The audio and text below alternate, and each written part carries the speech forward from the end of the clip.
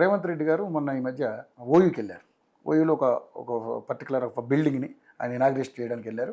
So అక్కడికి వెళ్ళినప్పుడు ఒక విద్యా వ్యవస్థ గురించో లేకపోతే ఆ యూనివర్సిటీకి సంబంధించినటువంటి వీసీల గురించో వాళ్ళ గురించో ఇట్లా ఇట్లా అక్కడ మాట్లాడాల్సిన మాటలు కాకుండా అది ఒక రాజకీయ సభలాగా అయిపోయింది. అక్కడ కూడా ఏం మాట్లాడారంటే ముఖ్యంగా ఆయన చేసిన వ్యాఖ్య ఒకటి ఉంది.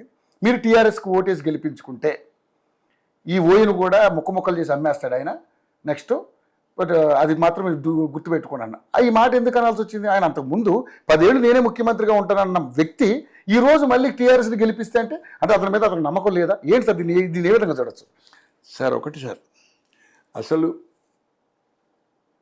అంటే వాళ్ళు కూడా అంటున్నారు అనుకోండి, టీఆర్ఎస్ మేము కట్టిన బిల్డింగ్లు మేము కట్టిన ఫ్లైన్ అది. అవును, ప్రభుత్వాలు అనేది ఏతుందో కంటిన్యూ ప్రాసెస్. ఒకరి హయాంలో ఫౌండేషన్ వేస్తాం, ఒకరి దానిలో కన్స్ట్రక్షన్ ఎత్తుంది, ఇంకోటి.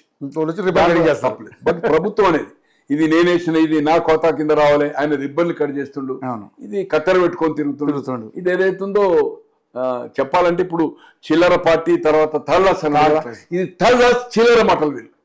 అది కేటీఆర్ మాట్లాడిని, హరీష్ రావు మాట్లాడిని, పార్టీలు ఎవరు మాట్లాడిని, రాజకీయ అజ్ఞానం మాట్లాడేది. అరే డెవలప్మెంట్ అనేది కంటిన్యూ ప్రాసెస్. నేను నీ ఇంట్లోకి వెళ్ళి ఇస్తున్నావా? నీ జీతం తీసుకోకుండా పనిచేస్తున్నావా? లేకపోతే నీ ఆస్తులు అమ్మేమని ఇచ్చినావా? So it's very wrong, very wrong. ఎవరు చేసినా పని జరిగింది, కంప్లీట్ అయింది. అది సబితమ్మ పూర్తి చేసిందా లేకపోతే కేసీఆర్ పూర్తి చేసింది? Peoples money. సో అతను కంప్లీట్ అయింది కనుక పోయిండు, తప్పేం లేదు. కానీ ఆ ఠాగూర్ ఆడిటోరియంలో ఎవరున్నారండి? కాంగ్రెస్ కార్యకర్తల మీటింగ్ ఎక్కున్నది. ఎవరండి? దయాకరు ఆయన వైఫ్ ఏంది, అక్కడ మన నరేందర్ రెడ్డి ఏంది, కోదండరామ్ ఏంది, ఆ మీటింగ్ ఎవరిది, ఆ ఫంక్షన్ ఎవరిది? మీరు ఏమైనా ఇన్వైటీస్ అయితే డయాస్ మీద కూర్చో. You can't attend the meeting. ఆయన ఇప్పుడు ప్రొఫెసర్ గా లేడు, ఎమ్మెల్సీగా ఉన్నాడు. ఈయన ఎమ్మెల్సీగా ఉన్నాడు. Is not a student, is not a professor. ఏంటంటే వాళ్ళు మొత్తం వాళ్ళు కూర్చొని నిర్బంధం చేసి అక్కడ ఏదైతుందో రాజకీయ సభ లెక్క మాట్లాడితే ఎలా తనే మీరు అన్నట్టుగా ఏదైతుందో 10 సంవత్సరాలు నేను అధికారం అనుభవిస్తా అంటుండు. అసలు అక్కడ రాజకీయ ప్రసంగమే ఉండదు. కేసీఆర్ అంటే టీఆర్ఎస్ మళ్ళీ వస్తే ఈ యూనివర్సిటీని ముక్కలు చేసుకొని అమ్ముకుంటాడు. అసలు మీరు 10 ఏళ్ళు కనుక మీరే అంటుండ్రు కదా. గతంలో టీడీపీ 10 ఏళ్ళు చేసింది, కాంగ్రెస్ 10 ఏళ్ళు చేసింది, టీఆర్ఎస్ 10 ఏళ్ళు చేసింది. నేను ఖచ్చితంగా 10 ఏళ్ళు ఈ ప్రభుత్వం ఉంటుంది అంటున్నారు, మీరు నేనే ఉంటా అంటున్నాను. మరి భయమైతున్నట్టున్నది మీకు చూస్తుంటే. టీఆర్ఎస్ ఎక్కడ వస్తుందని. ఇది ఎన్నికల ప్రసంగం చేయొద్దు. You should be dignified. ఈరోజు ఎస్ మీరు అది గుడ్ 1000 కోట్లు ఇస్తా అంటున్నారు, మళ్ళీ వస్తా అంటున్నారు డిసెంబర్. ఇదేమన్నా ఛాలెంజ్ అర్థం కదా? రాజ్యాంగం ఒప్పుకోతే మీరేమంటున్నారు? వైస్ ఛాన్సలర్ చెప్తున్నాను, కమిషనర్ చెప్తున్నాను, ఒక్క పోలీసు అని పెట్టద్దు. ఎట్లా పోతావు? యు ఆర్ ద ముఖ్యమంత్రి. ఇది రాజ్యాంగం కర్మ హక్కులు. మీకేదైనా జరిగేతుంటే they will be suspend. Police అధికారులు సస్పెండ్ అవుతారు. ఒక అంగరక్షకుడు గన్మెన్ ఉన్నాడండి, నాకు ఎమ్మెల్యేను మంత్రి ఉన్నాడు. నేను వితౌట్ గన్మెన్ ఎక్కడికో పోయినా, అక్కడ కష్టమని పొడిచిండు, పొడితే ఇమ్మీడియట్ సస్పెండ్ అవుతానండి. ఈ విల్ బి సస్పెండ్. ఒక ముఖ్యమంత్రి అనే అతను నేను యూనివర్సిటీకి వస్తుంటే దంగలు పోతున్నావా? నా మీరు ఎంపీగా ఉన్నప్పుడు కానీ ప్రతిపక్షం ఉన్నప్పుడు కానీ ఒక్కరు కూడా సైకిల్ మోటార్ మీద పోయింది, సీఎం ఇంటికి వెళ్ళి ప్రగతి భవన్ ముట్టడిపోయింది. That is different. But you are the chief minister. ఇవాళ గవర్నర్ అనుకుంటా, ఏది సిటిజన్, ఏది మన ఆంధ్ర, ఇది నెంబర్ 1 అంటే ఏమంటారు దీన్ని, సిటిజన్ ఏమంటారు, ప్రథమ పౌరుడు, రెండవ పౌరుడు. అంటే మీరే ప్రథమ కింద లెక్క ముఖ్యం. అరే పరిపాలించే వాళ్ళు నేను వస్తున్నా పోలీసు ఉండదంటే నేనే పోటీ, పోలీసు లేకుండా నేనే పో. ఇలా అది రెచ్చగొట్టేది. అంటే అది ఏదైతుందో దొంగలు రా చూసుకుంటా.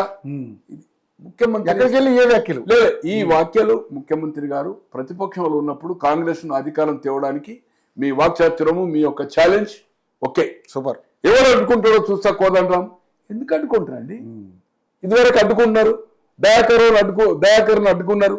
ఏంటంటే దయాకర్ కూర్చుండేది ప్రతి మీటింగ్ లో దయాకర్ గురించి చెప్పడం ఏంది? నాకు అర్థమే కావడం లేదు. It is unfortunate. ముఖ్యమంత్రి గారు నా మిత్రుడు, నాకంటే 20 సంవత్సరాల 22-23 సంవత్సరాలు చిన్న.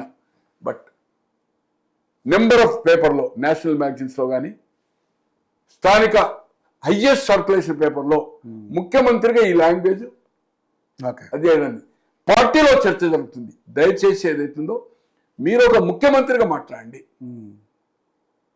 బట్ అట్లా పోయి మన మీటింగ్లకు అన్ని అదేంది ఫ్యాషన్ మొన్న అదేంది కదా ప్రపంచ అందాల పోటీలకు ఎవరండి వీళ్ళు ఎవరు పోతుండ్రు, ఏం చేస్తుండ్రు, అక్కడ ఎవరు కూర్చుంటుండ్రు? అధికారులు కానీ అక్కడ పోలీసు ఏం చేస్తారు, కూర్చోమంటారు. But you should not attend. ఒక ప్రోటోకాల్ ఉంటుంది, ప్రోటోకాల్ ప్రకారం ఉంటుంది. పోయినాక కూర్చుంటారు. మేము కూడా పోయినామండి ఆర్టీ చైర్మన్ గా, మా కుర్చీ ఇస్తే కూడా మేము కింద కూర్చొని మాజీ ఎమ్మెల్యేలను కూర్చొని పెట్టినాం. ఇదేంటండి, ఇది ఏం జరుగుతుంది ఇప్పుడు ఇక్కడ? ఇదొక మన కాంగ్రెస్ కార్యకర్తల మీటింగ్ లెక్క ఎక్కడమైనా జరుగుతూ ఉంటే ఇది అన్ఫార్చునేట్. రేవంత్ రెడ్డి గారు చెప్తాను, ఇట్స్ అన్ఫార్చునేట్. వీళ్ళు చదువుకున్న వాళ్ళు వీళ్ళే పోవద్దు అక్కడికి. అదే వాళ్ళ ఆ ఉద్దేశంతో వచ్చారేమో. అంటే నేను ఓయి స్టూడెంట్ ని, ఆయన స్టూడెంట్. మేము ఉద్యమాలు చేసిన వాళ్ళం, కాలేజీలో వైస్ ప్రెసిడెంట్ జలసేటి. అసలు నిజంగా చిత్తశుద్ధి ఉంటే ఈ రోజు విద్యార్థులు రాజకీయాలు రావాలి, విద్యార్థులు ఆదర్శం కావాలి. 2018 వచ్చిందో 21 శాసనసభకు ఎన్ని కావాలంటారు. నేను అడుగుతున్నా మీ యోయో ద్వారా, ఈ రోజు నిజంగా చిత్తశుద్ధి ఉంటే విద్యార్థులను దేశ పౌరులుగా ఈ భాగస్వామ్యం కావాలి. మీరు ఐఏఎస్ ఐపీఎస్ లో కావాలి, రాజకీయ నాయకులు కావాలి, మేము ముఖ్యమంత్రులైన మంత్రులైన కమాన్ ఎన్నికలు పెట్టరా? ఇప్పుడు ఎన్నికలు యూనివర్సిటీలో ప్రతి కాలేజీలో ఎన్నికలు పెట్టండి, యూనివర్సిటీలో ఎన్నికలు పెట్టండి. ఎందుకు పెట్టడం లేదు ఎన్నికలు? ఎన్ఎస్సీ యొక్క ఎన్నికలు కోట్లు ఖర్చు పెట్టుకుంటున్నారు. యూత్ కాంగ్రెస్ కి ఎన్నిక, దానికి కోట్ల రూపాయలు ఎన్నికే కదా సార్. ఇప్పుడు అయినా ఇక్కడ ఎన్ఎస్సీ యూత్ కాంగ్రెస్ దేశం అంతా అవుతుంది కదా, కోట్లు పెడుతున్నారు. కోట్లు ఈ రాష్ట్రంలో కోట్లు పెట్టింది, పేర్లు చెప్పదలుచుకోలేదు. కమాన్ కాలేజీలో ఎలక్షన్ పెట్టమనండి ఇవాళ రేవంత్ రెడ్డి గారికి. ఢిల్లీలో జరుగుతుంది యూనివర్సిటీ ఎలక్షన్, ఇక్కడ ఎందుకు జరగడం లేదు? ఒక నిర్ణయం తీసుకోండి రేవంత్ రెడ్డి గారికి నేను అప్పీల్ చేస్తా ఉన్నాను. ప్రతి ఒక్కరు స్టూడెంట్ లీడర్ ఏదైతుందో, యూత్ కాంగ్రెస్ ఎన్ఎస్సీ ఏదైతుందో వందలు వేస్తున్నాం. ఒక పీసీ చేస్తే 70 మంది జనరల్ సెక్రటరీ, 70 ఏ పార్టీలోనే ఉంటుందా అండి? 70 మంది వైస్ ప్రెసిడెంట్, 70 మంది జనరల్ సెక్రటరీ. గాంధీ భవన్ ఎక్కడ కూర్చోవాలంటే వాళ్ళు గాంధీ భవన్ లో ఎక్కడ కూర్చోవాలి వాళ్ళు? అంటే మీరు ఏదైతుందో అక్కడ meeting hall Prakasam hall permanent ఏదైతుందో ప్రకాశం హాల్ సీట్లు పెడతారు వాళ్ళకు. So it is unfortunate. నిజంగా మీకు చిత్తశుద్ధి ఉంటే come on conduct the elections. College level చేసి యూనివర్సిటీ లెవెల్ చేయండి. మేము 68 నవంబర్ తర్వాత ఇప్పటి వరకు యూనివర్సిటీ ఎలక్షన్ జరగలే, కాలేజీలో జరుగుతుంది. ఇప్పుడు కాలేజీలో కూడా లేవు. అన్ని కాలేజెస్ లో president, vice president, general secretary, joint secretary నలుగురు ఎన్నికలిచ్చి ఉస్మానియా బాడీ ఎన్నుకునే వాళ్ళం. ఉస్మానియా బాడీలో ఇక్కడ ఎలక్ట్ కావాలి, ఈ సిటీలో ఉండే కాలేజీలో ఎలక్ట్ కావాలి. ఓన్లీ అర్హత ప్రెసిడెంట్ చేయడానికి ఓన్లీ సిటీలో ఉండే కాలేజెస్, అంటే ఉస్మానియా అఫర్ట్. జిల్లా వాళ్ళు చేయడానికి lady vice president, gents vice president, general secretary, joint secretary, assistant secretary అని ఒకటి ఉంటుంది. అది జిల్లాలకెళ్ళి ఎవరైనా ఒకటి చేయొచ్చు. ఎగ్జిక్యూటివ్ మెంబర్లు 11, 2 తెలంగాణ అన్ని జిల్లాలు, 9 సిటీ. ఎందుకంటే స్టూడెంట్స్ ప్రాబ్లమ్ ను అడ్రస్ చేయడానికి, రిప్రజెంట్ చేయడానికి అవైలబిలిటీ హైదరాబాద్ ఉండాలి. కానీ జిల్లాకెళ్ళి ఎక్కడ వస్తారో వీసీని కలవాలంటే ఇది ఉండే. 68 నవంబర్ తర్వాత there is no university election. అప్పుడు ఓన్లీ ఉస్మానియా యూనివర్సిటీ ఉండే, only one, no Kakatiya. So ఇప్పుడు మీకు చిత్తశుద్ధి ఉంటే ఎన్ఎస్యూ యూత్ కాంగ్రెస్ పెట్టాను, కాలేజీ ఎన్నికలు చేయండి. కానీ ఈ ప్రసంగాలు ఏదైతుందో డిసెంబర్లో మీరు పోలేరు, ప్రోటోకాల్ ఒప్పుకోరు, పోలీస్ అధికారులు సస్పెండ్ అవుతారు.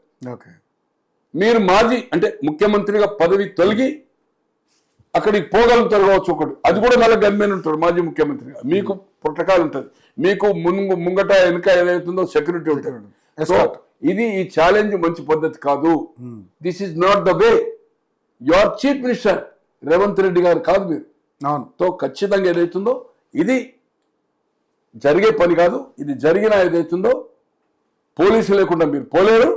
పోలీసు లేకుంటే ఏదైనా ఇన్సిడెంట్ జరిగితే they will be the suspend. Home secretary గారు, DGP, they will take the action. ముఖ్యమంత్రి వద్దన్నా కూడా మీరు పోవాలా, వాళ్ళ బాధ్యత. Nothing doing, will not. Sir చెప్పాలంటే అది లెంతీ అయితే కొందరు అధికారులు, పోలీస్ అధికారులు వితౌట్ పోతా అంటే ప్రీమియం రోజు ఉంది. నాట్ అలో, మీరు ఇంట్లోకి వెళ్ళడానికి వీలేదు. నేను చెప్పదలుచుకోలే పేరు. No question.